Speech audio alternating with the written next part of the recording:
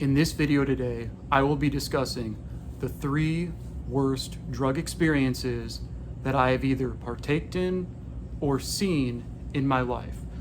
2 of these experiences involve me through consumption of using drugs, and 1 experience involves a patient in the psych setting that I observed and had to help in.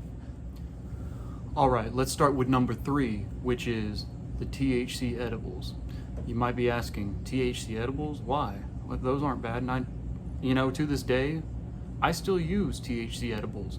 But the thing I did not know at the time, this was 4 years ago, I didn't know anything about dosing. I was stupid. Long story short, I bought some edibles from friends at my old job, some brownies, and I ate one of them. And you're supposed to wait an hour to see how you're feeling. I ate one, 30 minutes later, I'm like, I don't feel anything. I'm a tough guy. I'm going to do another one. I ate 2. At the hour mark, still don't feel anything. I ate the second one at the hour mark. And then about an hour and a half in, I started feeling, like I felt a little bit of something going on, a little buzz. And I'm like, you know what? I said, fuck it. Let me do that 3rd brownie. And I did eat it. And then once I hit that 2-hour mark, I'll never forget, I was just cuddling with my girl, now my fiance. We were watching something on Netflix, and 2 hours had passed, so now it's like 2 in the morning, 2.5 hours, now we're at the 2.5 hour mark. And I tell you, I went from right here, just nice high, a buzz, to when I took that 3rd brownie, to a nice, another step, which was like, okay, I feel it.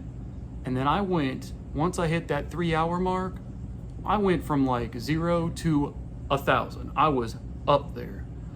And I'll never forget, I was laying there and I just started low key. My mind started racing, my body, I felt like I couldn't even move. And at this time, my girl was like, oh, she wanted to go home. She didn't know I'd eaten any of them. And I was like, I'll never forget, I was like, I was like, you want to leave now? And she was like, yeah. And she's like, can you walk me upstairs? And I'm like, sure. And I kid you not, I could not move and get out of the bed. And then I tell her, oh, no, stay a little bit longer. And she was like, no, it's like 3 in the morning. I got to get going. And I'm like, and she was like, no, I got to get going. I'm like, no, can you please stay? And she's like, is everything okay? I'm like, no, I'm good. Please stay. And so I'll never forget, about 4 hours in, she's like, okay, I gotta get going. I'm like, no, stay. You can lay on the ground, on the carpet. And she's like, why would I do that? And I was like, so you can stay the night. And then she was like, what did you take? And I shit you not, you know what I said? I said, I took 2 ibuprofens. And she goes, if that is the case, then we need to rush you to the ER right now because those are laced or something. And then I was like, okay, I'm gonna come clean with you. I ate 3 brownies, edible brownies, and she's like, oh my gosh, seriously? And I'll never forget, I was kind of like panicking at this point. And come to find out, I was high for I woke up the next morning high, if I even slept that night. Come to find out, the people I bought those from, each one had 60 milligrams of THC in them. So 60 times 3, 180 milligrams total. And why I listed this as one of my top 3 was because when I was in the moment of it, if I would have been trying to drive or do anything like that, that would have been very dangerous. I felt like I was losing my mind. I couldn't control my thoughts.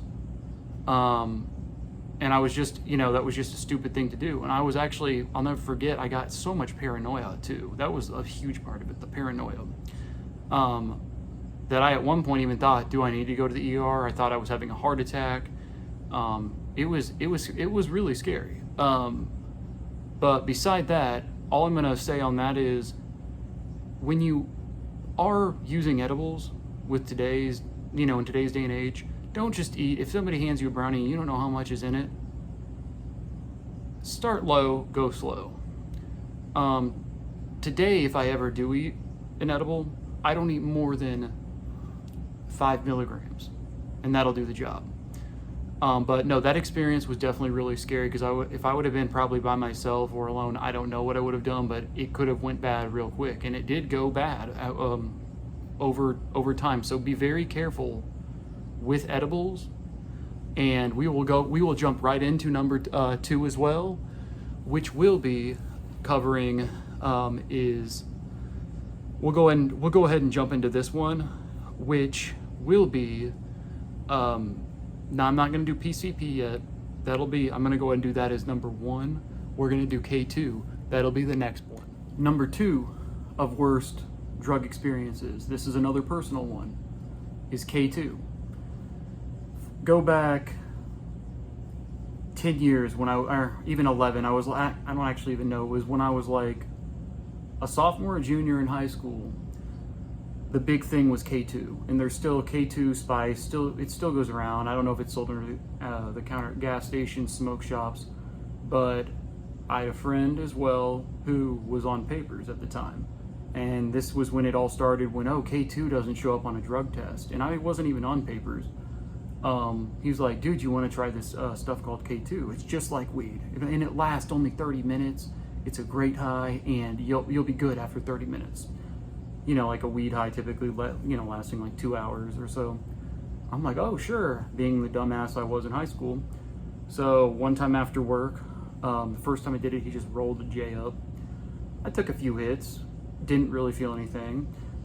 Then flash forward a week later.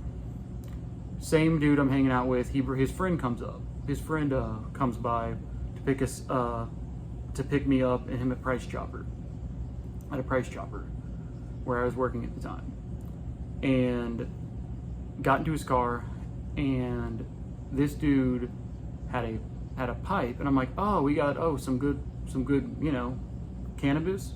He's like, no, this is some more this is K2, and I was like, oh, okay. I tried it once, and I'll never forget when I lit that bowl. I was like, I'm gonna be a tough guy, and I hit it first, and it was a fat bowl. I ripped it, and when you hit a bowl and it's like a bowl of cannabis, and it's just like, it almost feels like a fat bong rip. You hit that, I took such a fat hit, and instantaneously, when you're gonna start coughing your lungs up. It's almost as if when you blow the cloud out, it felt like it was like yellow, like one of those hard hits, like breaking a bong in, because this piece was new too. It wasn't a bong. It was actually more so like a bubbler, but it was first being used when it was first used, and I was one of the first ones to use it. And I took a hit of that, and I knew right away, I am so screwed. Go forward about 5 minutes, it comes back to me, and I'm about ready to take another hit, and I literally passed it to the other dude, and I'm just like, oh my gosh, I am so baked. And I'm like, and I thought at this point the world was collapsing around me. The car was breaking, and I'm like, I got to get out of the car. They're like, no, dude, you're fine. I got out of the car. I go over to my car because it was after work. Literally run to my car, get in my car, somehow drive home, and I'm a 5-minute drive. And that drive, I'm telling you, I've lived 5 minutes away, felt like it was a 2-hour drive home.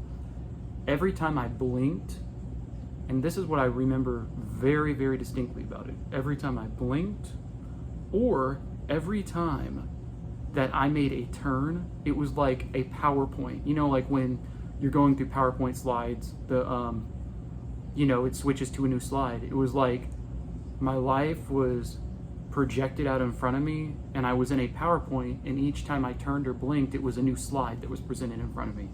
Everything was scary, everything. And I'll never forget, I don't even know how I made it home. I made it home, and I put the car, I literally get home, and I'm about ready to get on my car, and I realize, oh crap, the car's not even in park. And I realize, how do I put the car in park? Because I'm trying to, but my foot's not on the brake. And I'm like, oh my gosh, I need to call 911. the whole paranoid racing thoughts, kind of as mentioned with THC, except times 1 billion. And the scary part was I did figure out how to put it in park. And at this point, it's probably been a total of 10 minutes since this whole incident even started. My legs are trembling. I literally think I'm having a heart attack. I'm having palpitations. My heart rate is probably 200 beats per minute. And I get out of the car, and my legs, I'll never forget, I almost went to the ground because I couldn't control my legs. I felt like my central nervous system was actually really tweaking on me. I make it inside, and I'm first like, oh no, my mom's gonna know. My mom's gonna know. She luckily wasn't home, and I somehow make it down the stairs. And first thing I do is get my laptop, paranoid out of my mind. I feel like I'm losing my mind. I feel like literally I'm trapped in my body. I'm literally trapped in my body and I can't control my body movements. I get my laptop, and the first thing I do is I type into the computer. I literally typed in K2. I go, and the first thing that pops up on news articles is teens die of K2 overdose, or in another one, teen is paralyzed from waist down due to central nervous system damage from K2. And I'm like, oh my gosh, I can't move my legs. They're tweaking. They're doing all sorts of weird things right now. I can't move them, which scared me even more. And I'm not gonna lie, I was on the brink of calling 911. I was on the brink of it. Finally, I laid down, still paranoid. I tried to play music, that made it worse. I finally got upstairs, got me a glass of water, and I noticed I did blot some cold water on my face, which did help. And I started to come down from it, but I started to, and I got a grasp of time and what had happened. But I'll tell you, that high was more than 30 minutes. That high was actually more so like 4 to 5 hours. And the next morning when I woke up, I still had twitching going on in my legs, which actually scared me.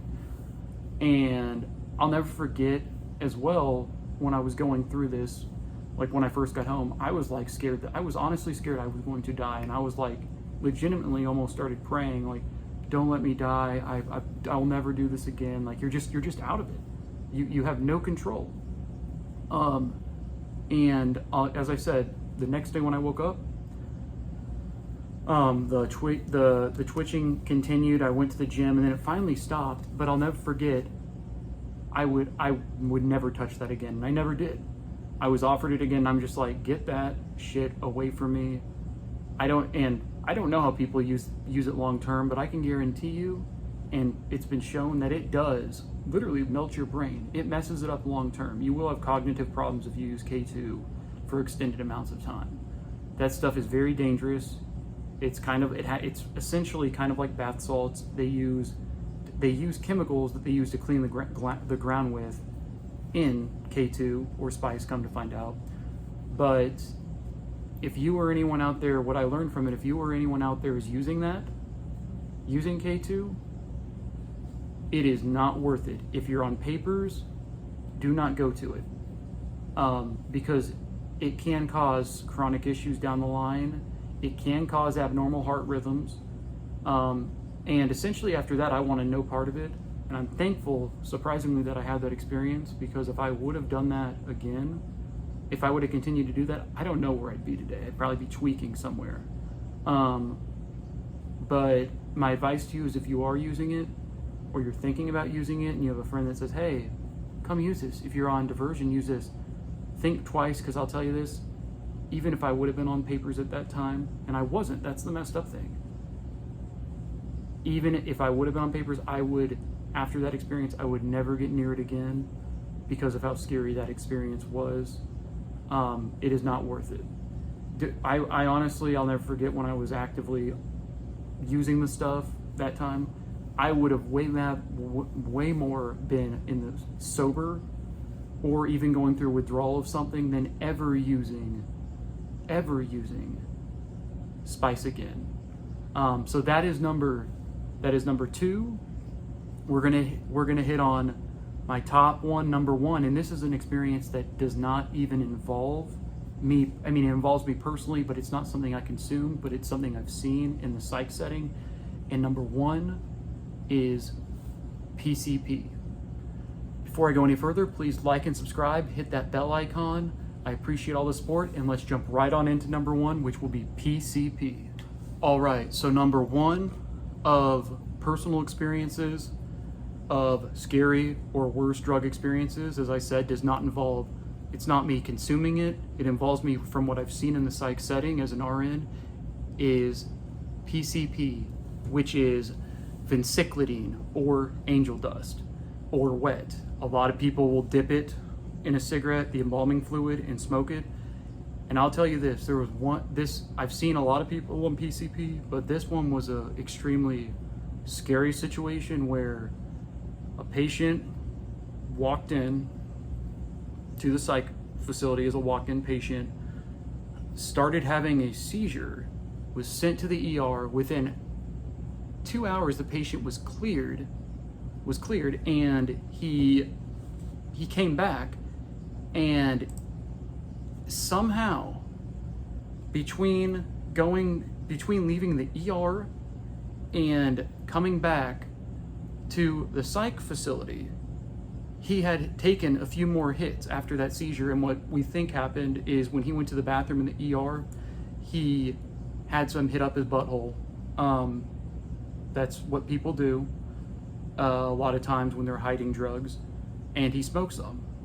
I'm not even kidding you when I say this, he had some embalming fluid, and he also had a lighter that was hidden his rectum.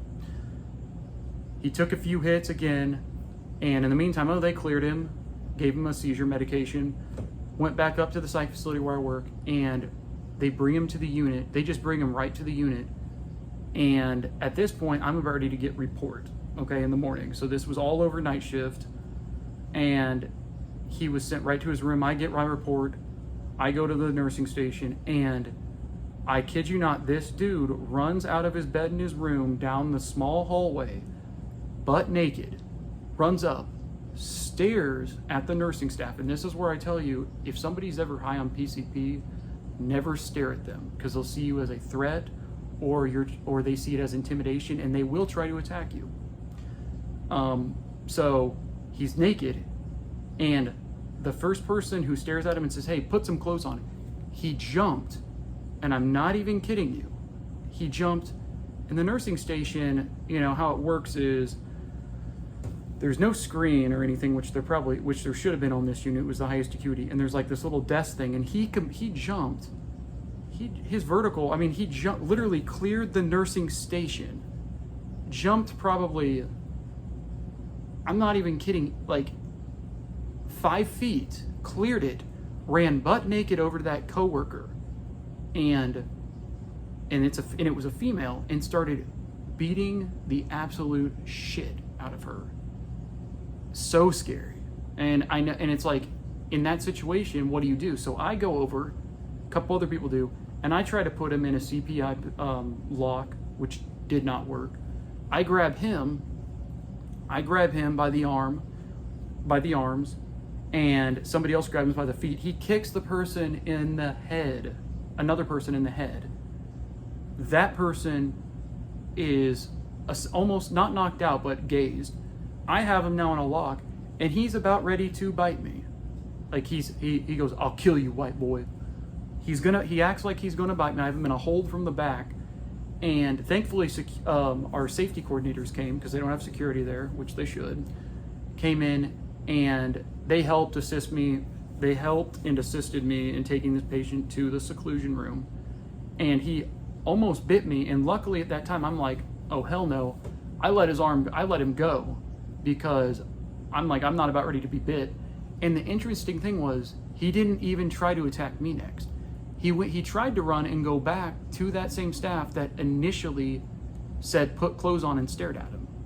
But by that point, when I let him go, we had safety coordinators there. We all grabbed him. It took, and I'm not even kidding, this guy probably weighed a buck 40, a buck 50, 120. He was a drug addict. I'm hoping today he's clean. I don't know though. I don't work at that facility. I work at another one. It took either 4 or 5 of us to hold him down, take him to the seclusion room, and we didn't want to just shut the door, because then we'd have to go back in there to give him a shot. We're holding him down. Another nurse is finally getting an injection ready. We're holding him down, and it felt like the longest 5 to 10 minutes of my life. He's fighting, then he starts spitting, which I hate. It's almost worse than getting hit. I hate getting spit on, which I have plenty of times.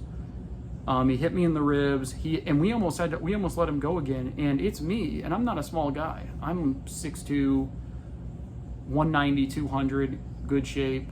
The other safety coordinate, the other people, a couple of them are over 6'4". One of them was like 6'8", and played football in college. And it's hard to hold this guy down. So PCP messes with the brain. You honestly, sometimes it's like they have like Superman powers. We finally go in, give him a shot. We gave him the shot, which he fought. But the next hardest part of it, we gave him a shot first off of, it was of Geodon. We couldn't do Thorazine because a lot of times if you have a seizure condition, Thorazine you can't use because it can induce seizures. We gave him a Geodon IM. The next thing after that, when we gave it to him, we're like, how do we let him go and how do we get out of here? So one of us let him go at a time. One person let him go from a position, and he opened the door. He was the one by the door, and we all 3, 2, 1. And keep in mind, at this point, he's just screaming out of his mind. He doesn't know what we're doing. He started yelling all sorts of things. 3, 2, 1. We let him go immediately. And the interesting thing was he didn't even try to fight us. He yelled, "I'm gonna kill that bitch who told me to put clothes on." He wasn't even focused on us, and we get out of there, and he starts banging on the door. And the thing was, people are like, why is he still fixated on her? And he literally was hitting on the door. Then he peed and pooped, and his fecal matter he put on that wall. And then he started headbanging, and headbanging, when you're not in that state of mind, you hit your head too many times, you can kill yourself or give yourself a concussion. And then he finally got in the bed, rolled up in a ball, started crying for his mom, which it was really sad. He was like, "I'm gonna die. I'm gonna be taken out. I'm dying." Then he went from that to "I'm God, I'm Jesus." And it was just the mix of emotions that you see on somebody on PCP is very scary. And I'll never forget, he finally went to sleep. The next day, he slept for like a good 18 hours because this was somebody who was using heavy PCP use, like daily, huge hits. This wasn't just like your average PCP user, which in my opinion, there's not an average PCP user. It can do, anyone who's using it, you can have a horrible, horrible time on it. But he woke up and he apologized the next day. And he's like, "I don't even know what happened. I'm sorry," et cetera, et cetera. But he was convinced. Because he was like, "Why am I even here?" And we're like, "Are you serious?" And we didn't even tell him about the situation. But he asked, and I'm not going to give the staff member's name away because he's been here before. He goes, "Oh, I'm just going to say, where is Sarah?"